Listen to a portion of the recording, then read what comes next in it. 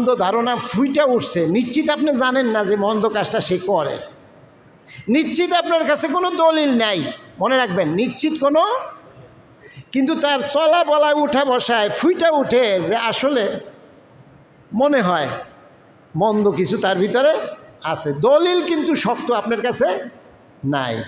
এক্ষেত্রে আপনি কদ্দূর যাইতে পারবেন, আপনার সীমা কদ্দূর? এক্ষেত্রে সীমা হলো তার কোনো ক্ষতি থেকে আপনি বেঁচে থাকার জন্য অ্যালার্ট থাকবেন, সতর্ক থাকবেন।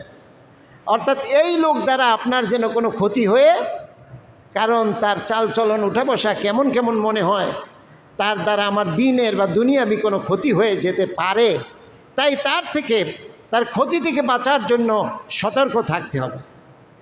আর একটা জিনিস করা যাবে না, শুধুমাত্র ধারণা আর অনুমান, এই যে ধারণা এবং এই অনুমানের ভিত্তি কইরা তার বিরুদ্ধে কোনো অ্যাকশন নেওয়া চলবে না।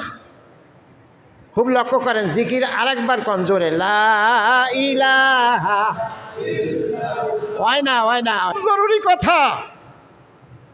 কারো কাজকর্মে চলনে বলনে উঠা বসায় যদি প্রমাণ হয় ভালো ধারণা তার প্রতি আসে না, লক্ষণ জুইত না, কিন্তু আমার কাছে সরাসরি তার খারাপ হওয়ার কোনো দলিলও নাই, খারাপ হওয়ার কোনো স্পষ্ট দলিলও নাই, সেক্ষেত্রে আমি কি করব?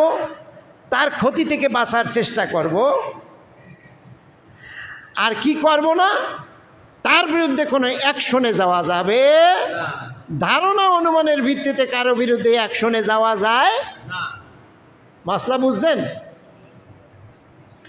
জিকির করেন লা ইলাহা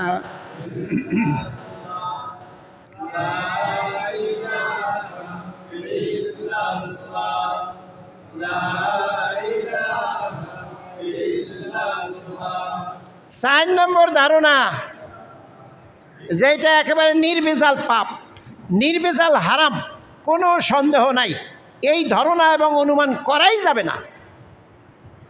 সেটা কোনটা?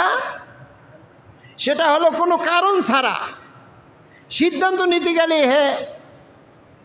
মন্দ খারাপ ধারণা নিয়ে সিদ্ধান্ত নেয়। কোনো বিষয়ে সিদ্ধান্ত নিতে গেলেই প্রথম ধারণা এবারে খারাপটা কি কারো ব্যাপারে সিদ্ধান্ত নিতে গেলে মনে করে আরে হ্যাঁ এই দায়িত্ব তুমি, হ্যাঁ মনে হয় চোর, হ্যাঁ মনে হয় কি চোর, প্রথম ধারণা নাই এলো হ্যাঁ খারাপ, এইটা হারাম, এইটা গুনাহ। কোনো মুমিনের ব্যাপারে কোনো প্রমাণ ছাড়া এভাবে সব সময় খালি মন্দ ধারণা করা, এইটা একেবারে কবিরা গুনাহ। কি গুনাহ?